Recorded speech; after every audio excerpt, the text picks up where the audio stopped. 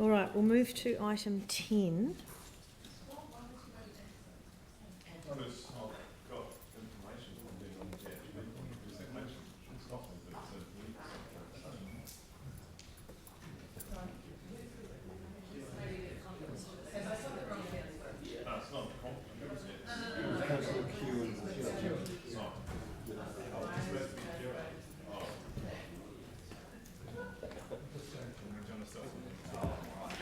It's not here till 11, so we might stop. We might stop just halfway through this if it gets long. Morning tea's not till 11.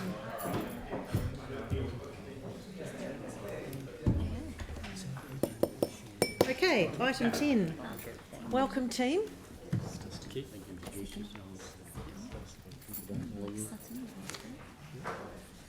Now, are you planning to... this is the second time this has been back. We laid it on the table to get the memo around a further option. And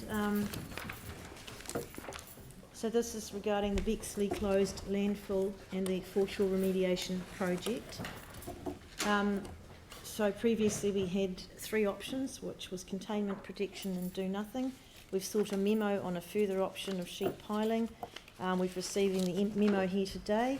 Do you want to talk us through this? And is that what your intention is? Yeah, certainly. Okay, I'll allow you to. Do you want to introduce yourselves too, yes, please? Certainly. We have Second, who is the technical... Architecture and Structural Team Leader. Architecture and Structural Design Team Leader.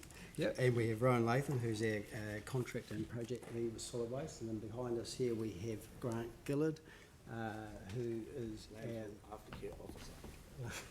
Landfill aftercare officer. Yeah, and Kate Beard, who's our contract supervisor for curbside collections.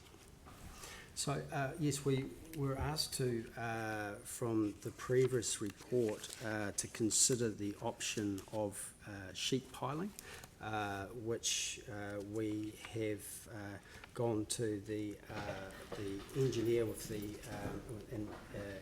Eakins team and come back. You'll see in the report there is updated report. There is attachment A, and we have a report there from Mark Humphreys, the senior structural engineer, on the engineering advice, and we also have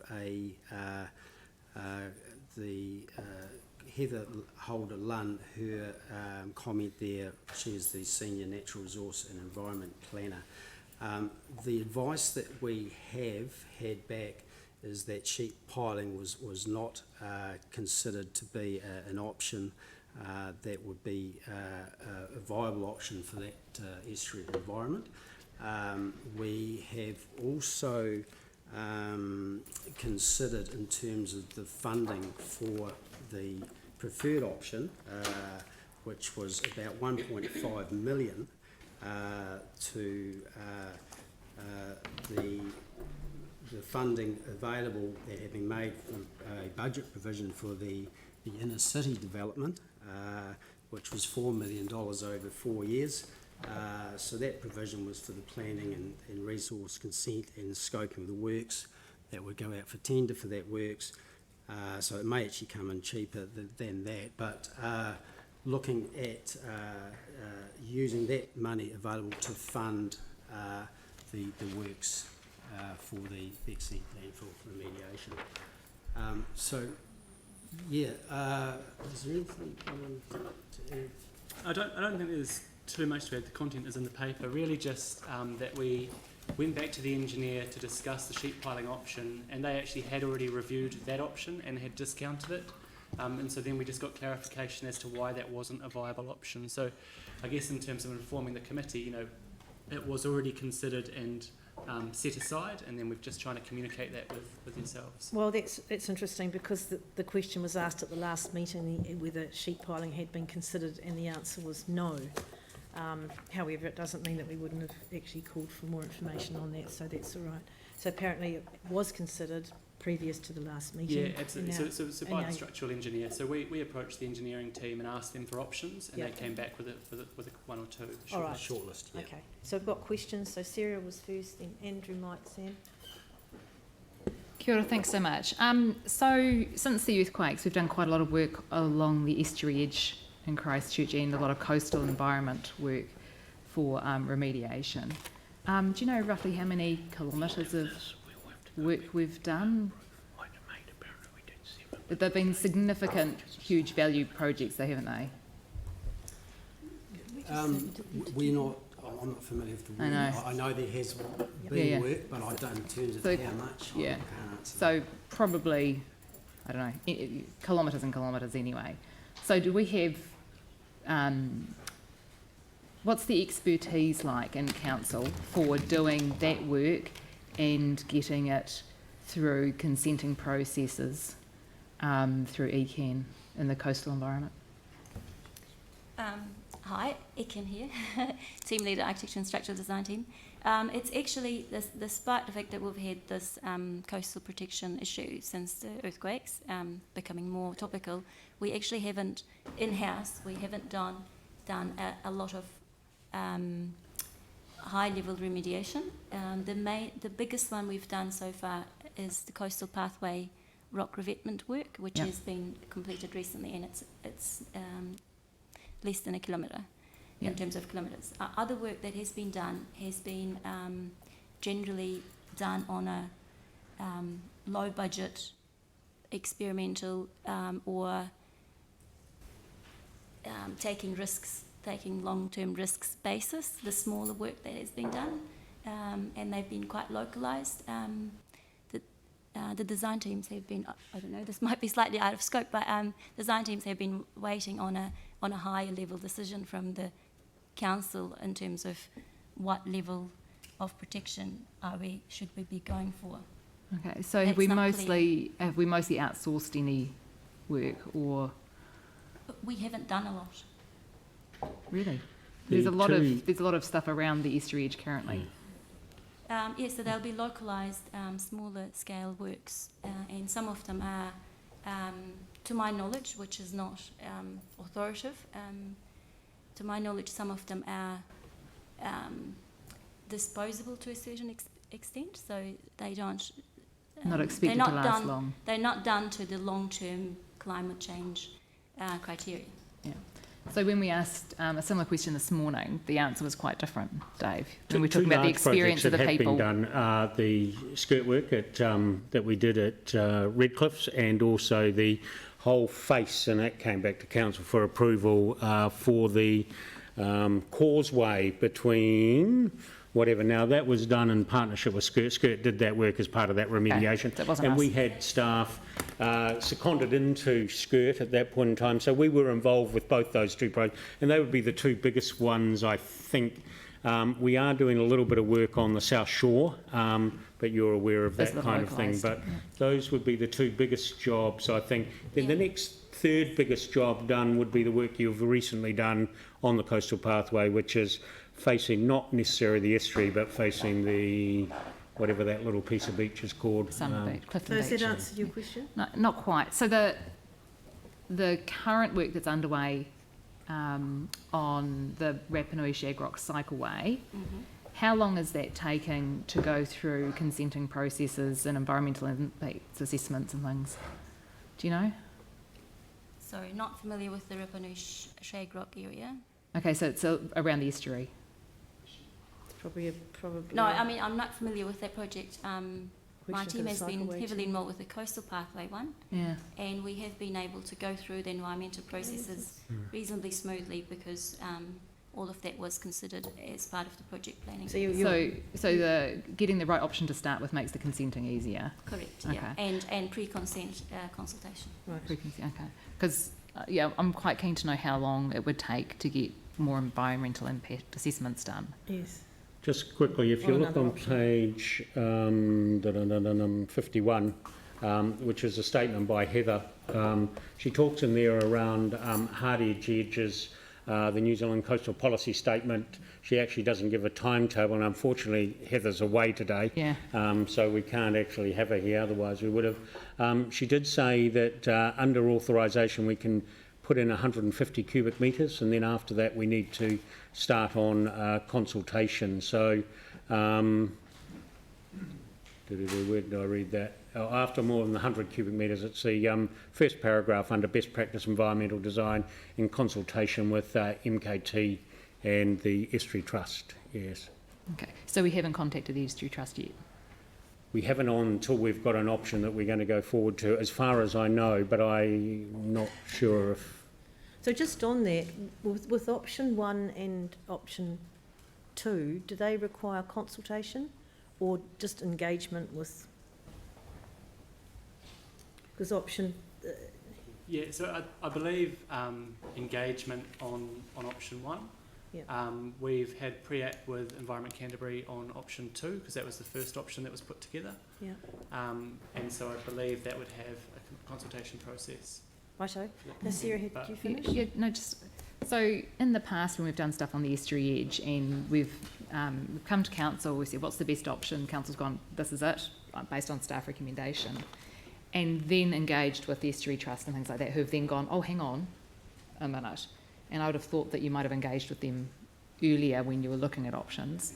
And when we talk about this as estuary edge, the bit where the landfill was, the end of it there, is it fair to say that that's actually the mouth of the Avon River? That the river actually flows past it constantly, doesn't it, to come out? It's the narrowest part. It's the narrowest part, yeah. And the river floods through there. So you get high velocities through there. Yeah, thanks. Okay, thanks, Sarah. ECAN has got authority up to high mean tide level, so it is certainly within the ECAN area, so we need to work with ECAN and the estuary, MKT, etc. So, yes. Andrew? Thank you. So the way that this is developed, we obviously had a paper that came to the previous meeting. There was essentially an option of sheet piling, which by majority we asked you to do some further work on, and that's resulted in this appendix. Now that essentially is an option 4, I guess, that you've done a bit more work on. I'm looking at this in the context of item 10 in the report, which is the options matrix.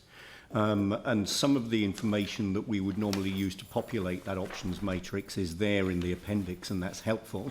You know, the cost to implement of 965,000 or whatever it is, the maintenance and ongoing. Are you able to? I'm just keen to verbally kind of populate this options matrix, given that we haven't got the option 4 information, as I'm calling it, in there.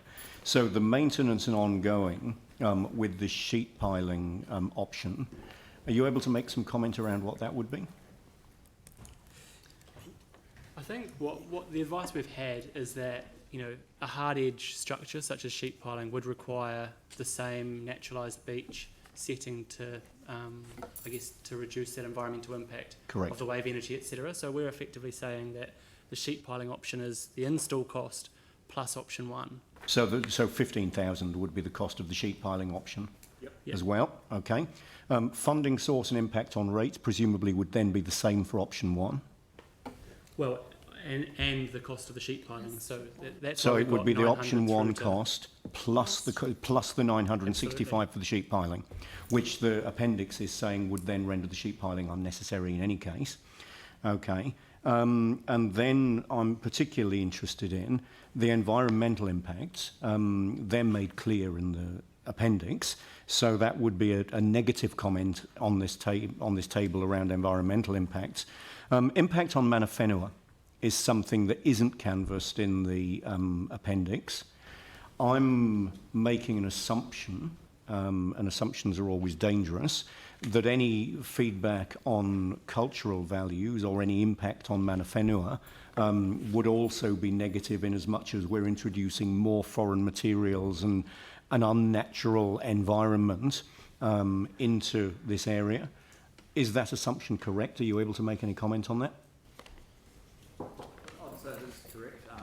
We've been in contact with MKT about the project, but that was a few months ago, and once we got an option to go forward with, we'll re-engage with them. But are you able to anticipate what response you might get from MKT on this sheet piling option? My gut feeling is it's not a natural product as where stones are, so stones would be preferable. All right. And then finally, alignment to council plans and policies. would sheet piling and the option of sheet piling plus the stone revetment, would that align with council plans and policies or not? The waterways projects or approach of council is based on 6 values. You might have heard them before. They're recreational, landscape, drainage, ecology, history and cultural. So the sheet piling option would introduce new issues in the ecology, history and cultural part. So there wouldn't be alignment in those areas? Not perfect alignment, no. All right, that's helpful because, as I say, because that table wasn't populated with this new option that we asked you to consider in more detail, even though you'd rolled it out in the beginning, that allows us now to make the comparison with options 1, 2 and 3 as they were laid out in the table. So thank you for that. Thanks, Andrew. Mike? Thank you. My questions have actually been asked and answered, but I'm happy to move the staff's recommendation at the appropriate time. All right. Okay, so Sam, you're next, and then Yeah, it'll be Anne and then Phil. Cool, thank you. Page 42, 5.2. And Tim?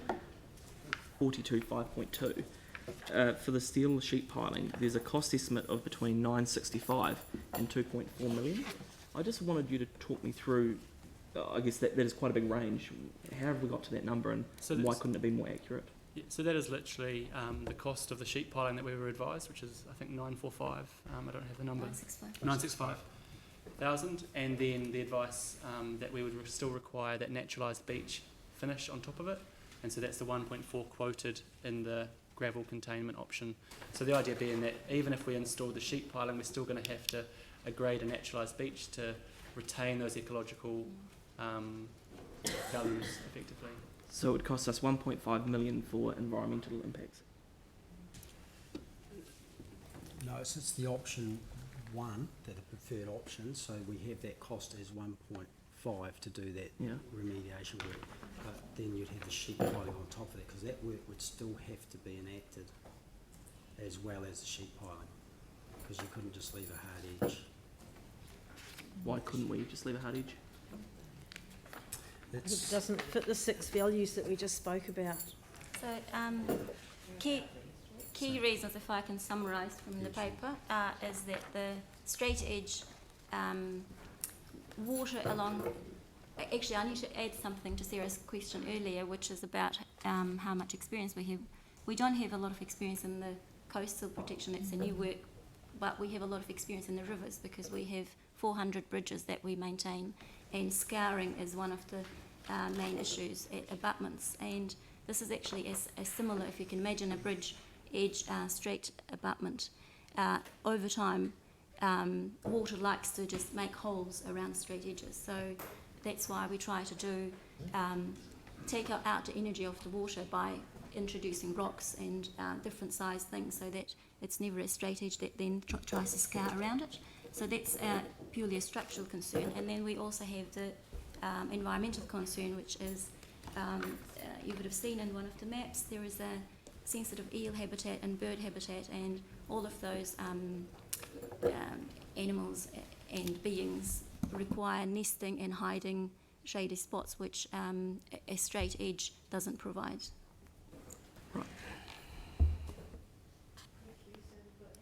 Yeah, thank you. Just to clarify, because there's a lot of figures being talked about here. So option 1, which is the preferred option, would be total cost of $1.458 million, and that's complete, everything? Right. So the sheet piling would be $965,000 plus an extra maybe 1.5 million, say, to do the other stuff. So we'd bring the whole cost of sheet piling to about 2.5 million. Is that correct? Yeah, thank you. Thanks, Anne. Phil? Thank you. I'm actually a wee bit disappointed. When we were here last time, we asked staff to investigate, and they asked me, is it all right to go and talk to the qualified sheet piling installers? And I said, yes, go. I had 2, but I said, you go. I gave them their names, you go and talk to them, I want nothing to do with it. When this came out, I rang both those guys and said, what reaction did you have? They said, we were never consulted. I look at this as being, there's been a report written just to justify the original option 1. I don't agree that you just add the option 1 and the 965 together, because if you throw the 965 in, the work that's needed outside that is far, far less, like lots. And I would really like to get some more information, or see the staff go down there with 1 or 2 of these things. So my question is, did you talk to the contractors, the sheet piling people? No, I don't believe, based on the work and once again refers to the appendix, it wasn't an option that was going to be able to meet the other requirements. So there wasn't any direct contact. Okay, I just feel that the guys that know how to do it would know a damn sight more about it than me, and I would suggest possibly you guys as well. And I would like to see you to get half a dozen of them down there. I don't care. I don't know if there's that many in Christchurch, but to get their side of it done. I have no issue. The job needs to be done. It's important that it needs to be done, but I just feel that we can get a better outcome with this. With sheet piling is containment and protection, but it doesn't need anywhere near the protection of 1.458 on the outside if we put the wall in. So how does that option consider the landfill material that's outside of that sheet piling? That's what is the real struggle to us. You know, there's effectively slumping of this landfill material out towards the coastline, and sheet piling would intercept that. That would require removal of that landfill material from the coastal side of that sheet piling. The disposal costs of that haven't been considered. You know, the impact on the foreshore, the replacement of a naturalised beach hasn't been considered. So I don't think it's fair to say that it's just the cost of installing the sheet piling and talking to the experts. It's the broader impact of that option that we're considering. Mm-hmm. That's right. Okay. Tim? So with this information, with the option 1, is that going to seal, and how long will it last? So it won't seal the contaminant getting into the estuary? Nope, so the current landfill capping for this site allows passive discharge of leachate from that fill site, and we have a consent for that discharge, and that consent hasn't been triggered. Like, we are well within those limits. So there is a natural process there of the former landfill that is probably releasing low-level contaminants into that estuarine environment. However, to interfere with that, we would need to fully excavate and line that site. I guess the resource consent says that the environmental impact of that leachate is less than minor. So we've got that side covered. So what we're proposing is a containment option a protection option that reduces scour of that site, which would release landfill material into the estuary. So hard objects, you know, the old car bodies and rubbish bags and everything that's in that landfill cell, that's what we're trying to contain from that coastal process. We're not looking to put a class 1 landfill in that site.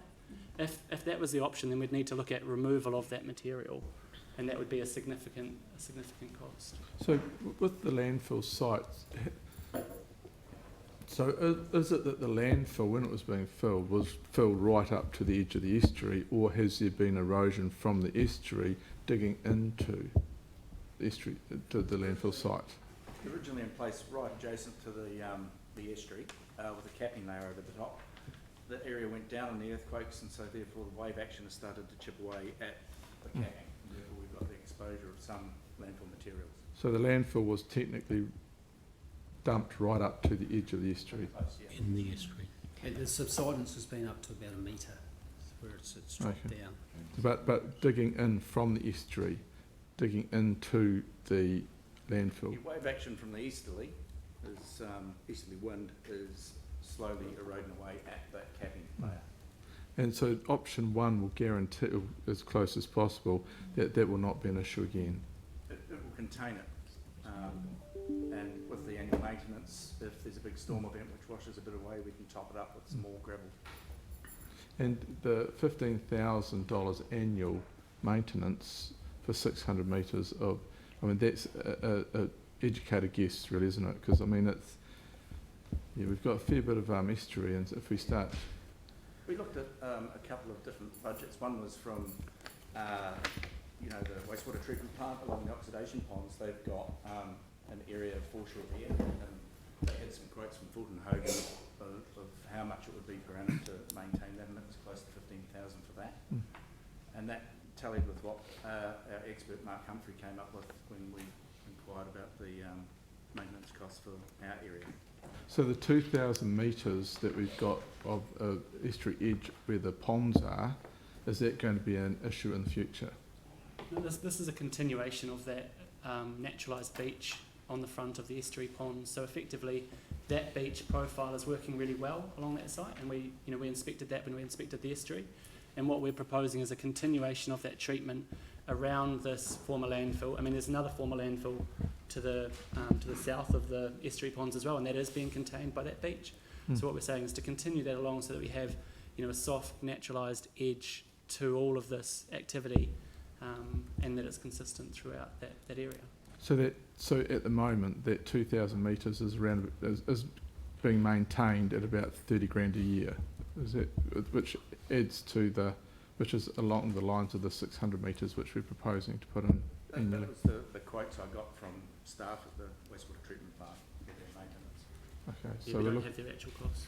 Okay, thank you. And James? How long will it take if any of these options are adopted?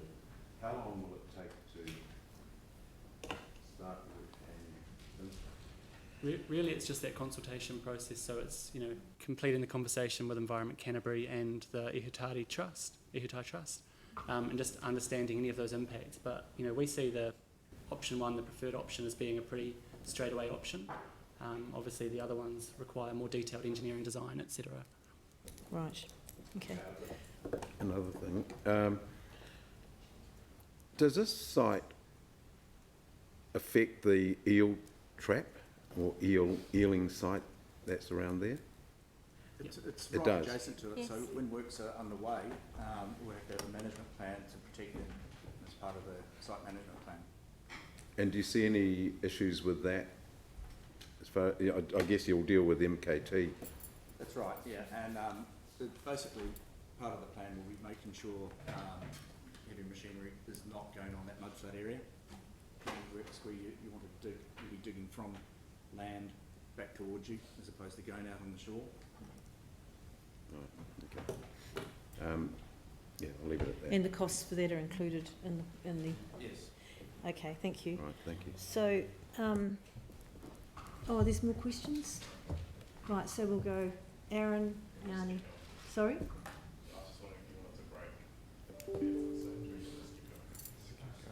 We'll keep going for a second.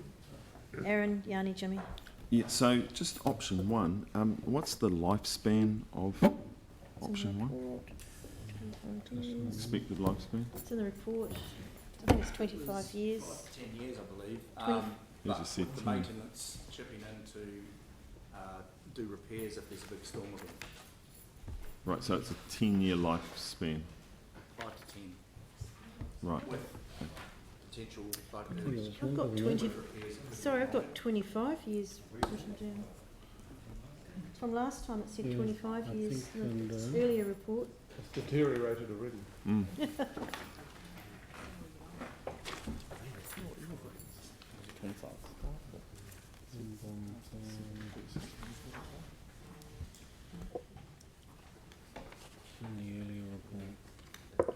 Yes, it's stated in the earlier report, I wrote it down in my notes, 25 years.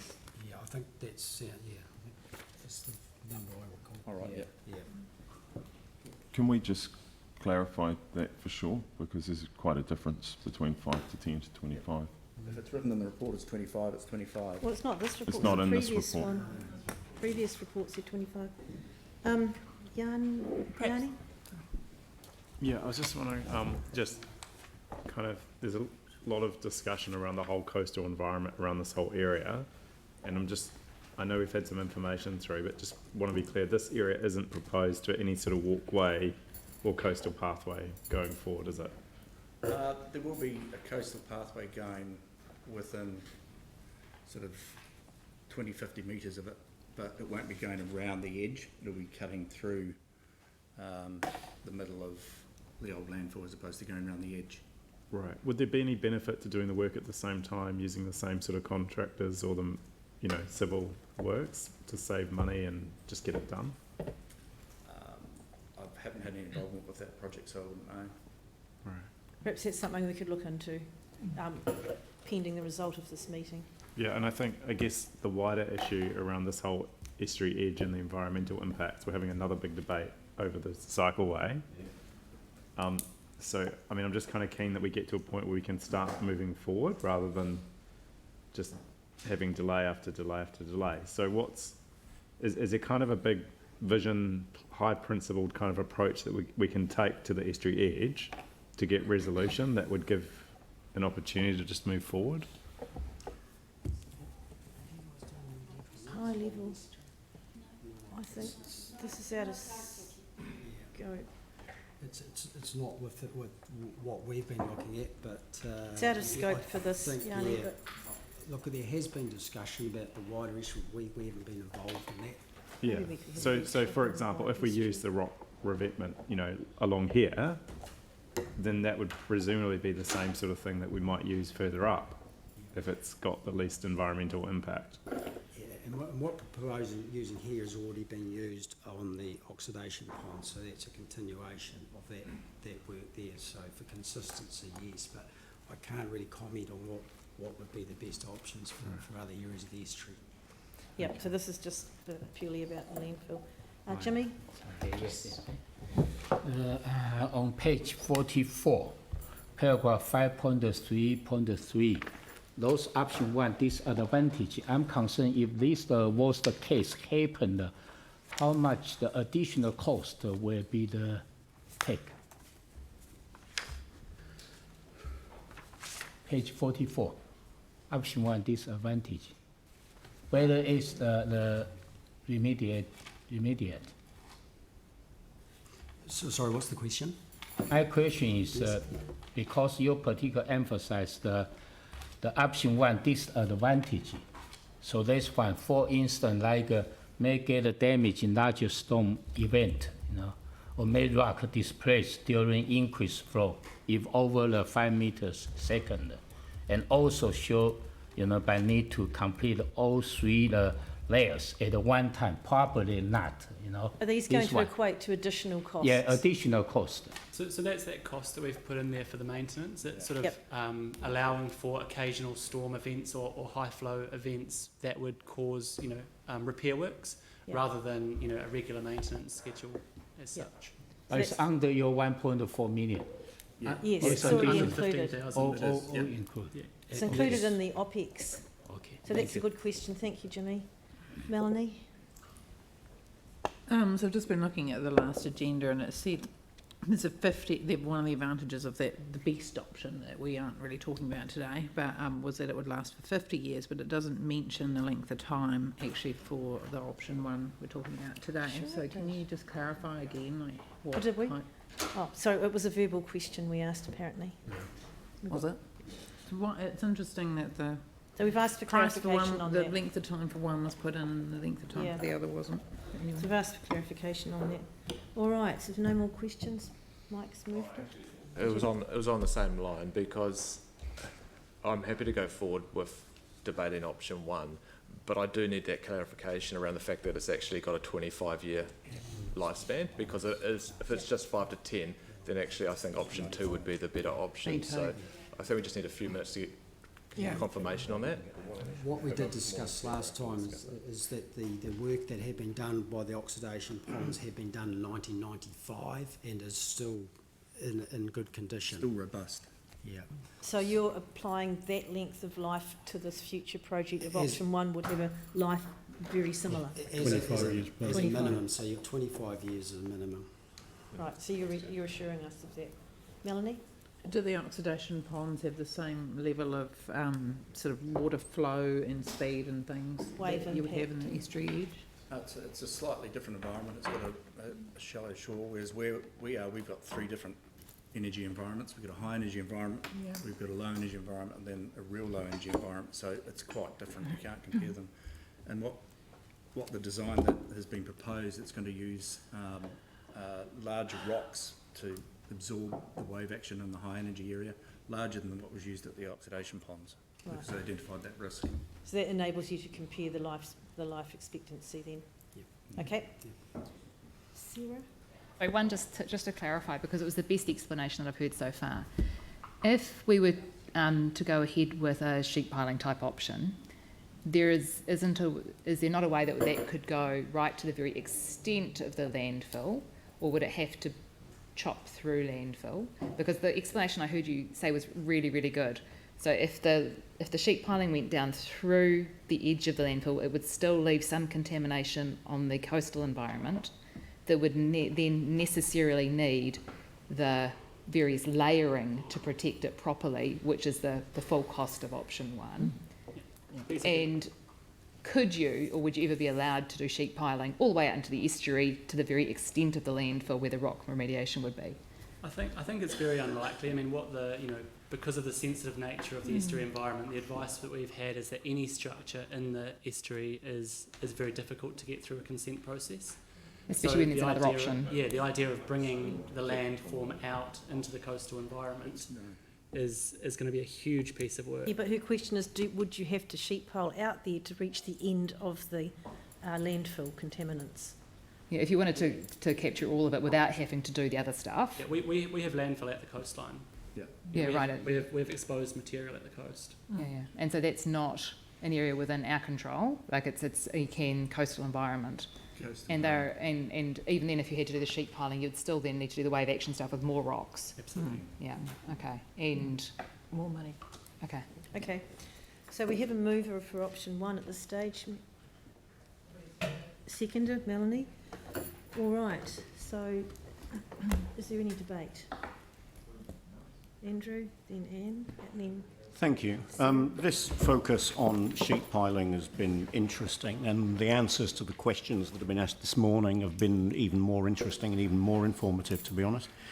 I mean, the key points for me are that the sheet piling is unnecessary. The cost to do the sheet piling properly and responsibly would be greater than option one, and the maintenance cost would be approximately the same as for option one. That it would require economic impact assessment, and it would require consenting, and what we've heard is that neither of those are likely to be easy or positive. So that leads me to consideration that the sheet piling isn't the way to go, unless, of course, we've got minimal regard for the advice in the report, minimal regard for environmental impact, ecological impact and cultural impact, and also minimal regard for the cost advice that's been provided in the report and in the answers to questions this morning. So it comes as no surprise that this was ruled out reasonably early in the piece. I agree that something needs to be done urgently, so the ability to approve something that's capable of being implemented quickly without consenting difficulties is obviously top of mind as well. There are a number of areas in the report that really speak to this. Paragraph 2.3, the fact that it was ruled out early in the piece for good reasons.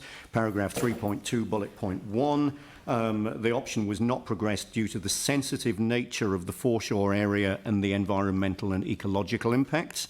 Paragraph 5.8, the estuary is an area of significant natural value. Paragraph 6.2, the communities around the estuary and residents across the city are passionate about maintaining and protecting the unique estuarine environments, and notes in that paragraph the likely public interest in this. I would remind councillors that we are operating in an environment where we have declared a climate and ecological emergency. I would remind councillors of our community outcomes, which have been agreed for consultation by this council, relating to a healthy environment, healthy water bodies, unique landscapes and biodiversity are valued, and taking an intergenerational approach to the quality of the environment. I would also remind councillors of our obligations under the Local Government Act, in particular the 4 well-beings, one of which is environmental, another of which is cultural. So saving money is great, and I'm all for saving money when we can. I don't want to suspend any more on this than we need to, but it sounds as though the sheet piling option would see us spending more at the capital stage and certainly not spending any less on maintenance. And in any case, I'm not willing to approve a scheme which is environmentally, ecologically and culturally damaging and which doesn't align with Council's policies and plans. So I'll be strongly supporting option 1. Seems to be the only sensible option to me unless we've got complete disregard for all of those other attributes, and I would encourage colleagues to do the same. Thanks, Andrew. Anne? Thank you. I think we need to have confidence that we have an option before us that balances our goal to exercise financial restraint within the environment that we're working at the moment, but also that we're going to be protecting a very sensitive, very valuable environment. And I believe that this option does both. So I want to congratulate the staff. I mean, it's hugely complex, given the fact that we've got so many people here giving such technical advice, and appreciate the work that you've done. So I will be supporting option 1. Thanks, Anne. Sarah? Kia ora, thank you.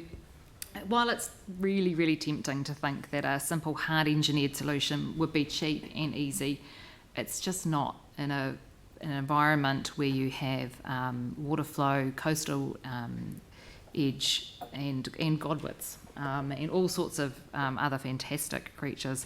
You've got eels and others. The point was made today that by simply forcing in sheet piling through the edge of the waste and then leaving the coastal side of the landfill without protection is untenable. Putting sheet piling at the very extent of the landfill would encroach on the coastal environment, and I know from experience that any encroachment would be fiercely fought by environmental groups. The edge needs proper protection, and residents of South Brighton and South Shore will not thank us if we allow toxic waste to erode and wash up on their shores. We don't want another Fox River disaster in Christchurch, and time and winter are quickly marching on. The longer we wait, the higher the risk we have of storms, inundation and contamination. Our ihutai is a formally recognised international flyway and has extensive international significance, as well as its significance for local iwi. Risks of contamination are high, and we need to get on and act. But let's not kid ourselves. Even protecting the edge in the best way we can now still leaves us with leachate and still leaves us with a medium to long-term issue that will need to be resolved, likely by a huge cost and removal of the landfill as our seas rise.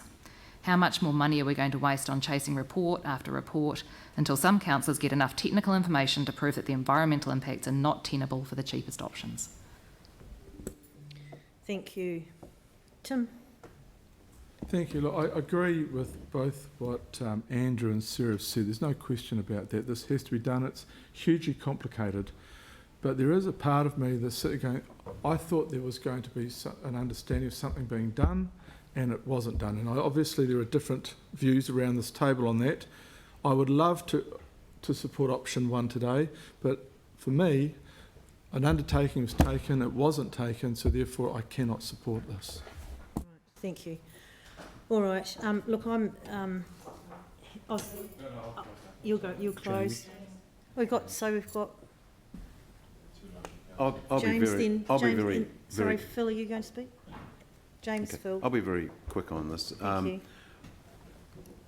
I echo what Tim has just stated.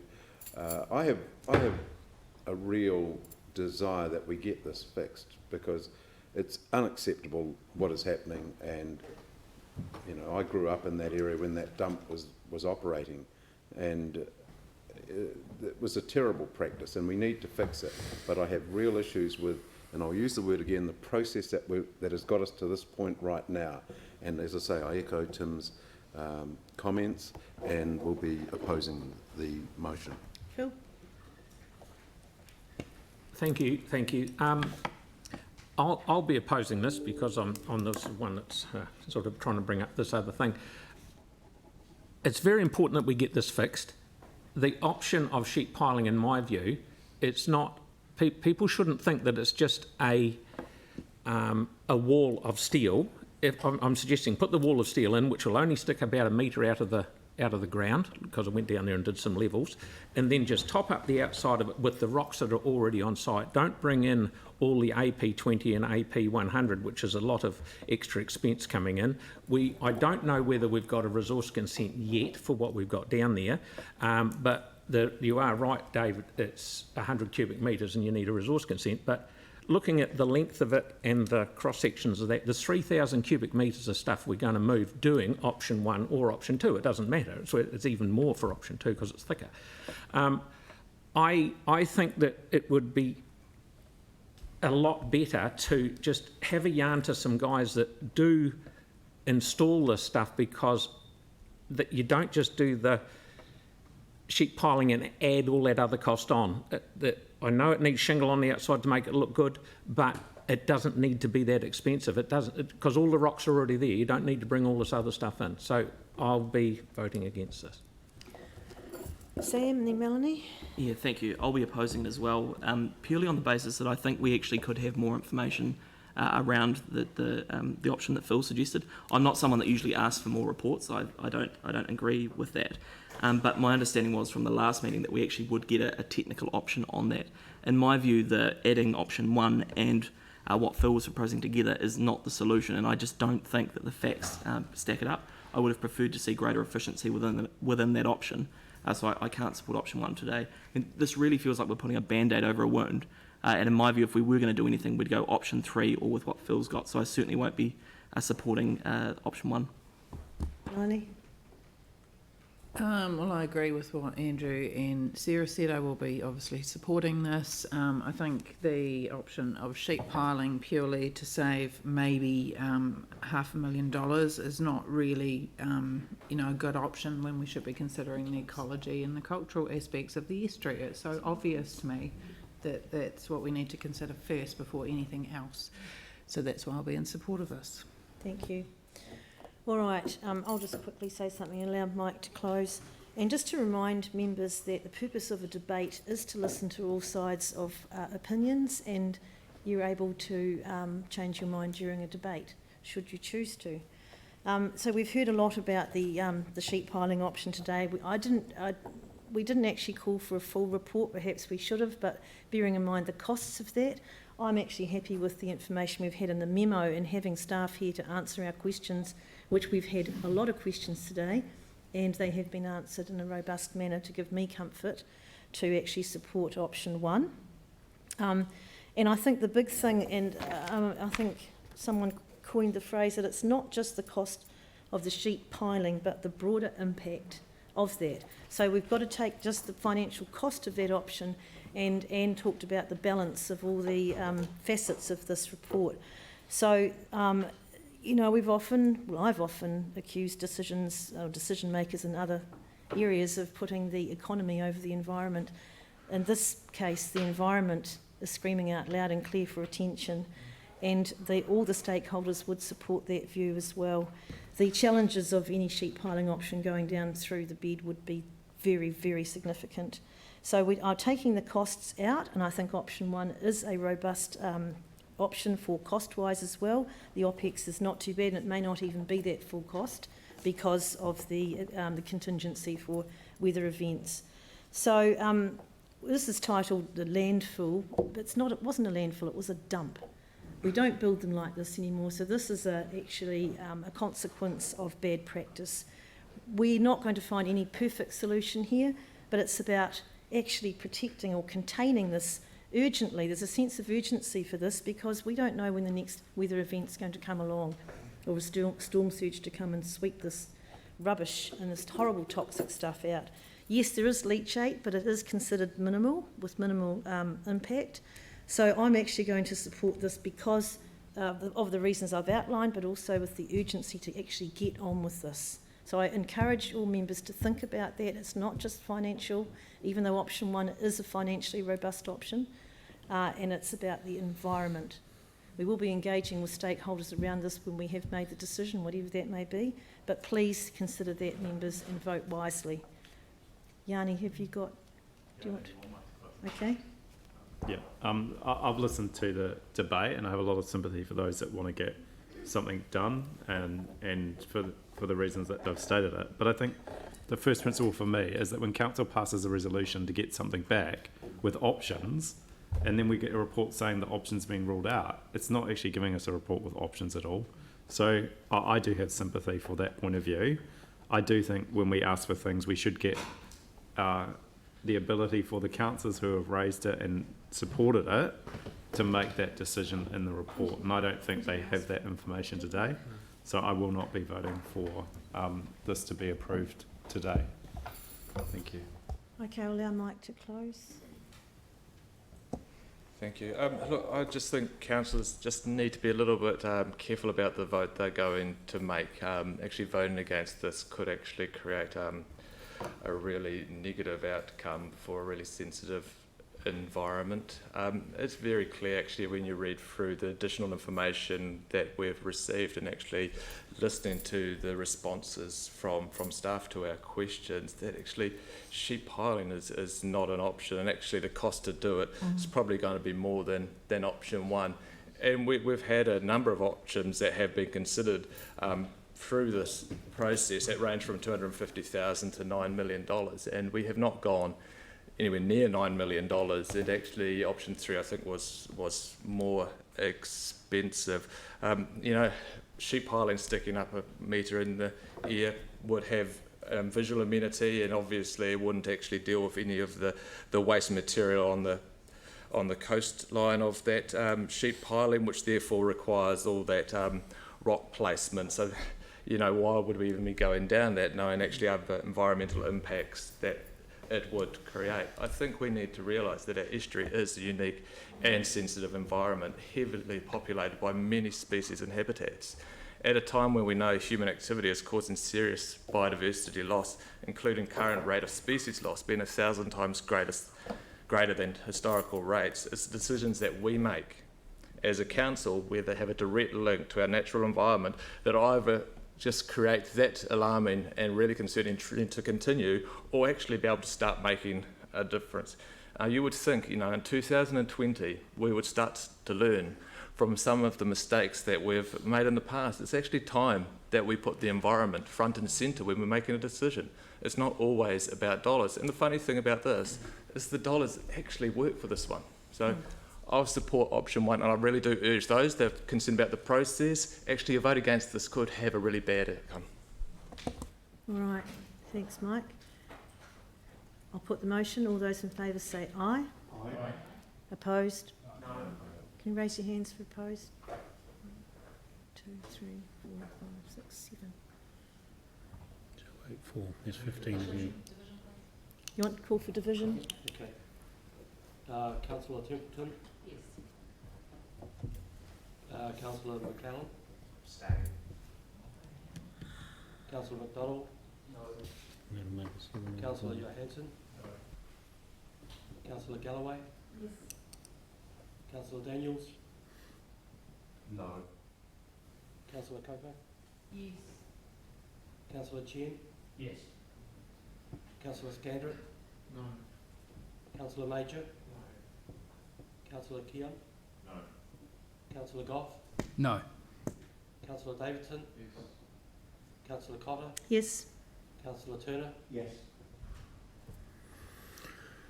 7 all. 7 all. So that's passed, isn't No, it? That's seven all, isn't it? no, that means that the...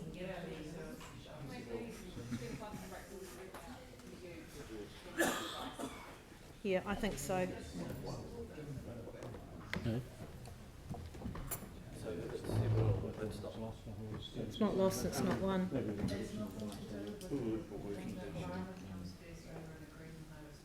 Are you going to have a 5-minute adjournment? Do you want? Okay, look, we'll do 10-minute break. Sorry? Pardon? Well, we need to have a break. We need to have a break. So 10 minutes. Come back at 11:50 promptly.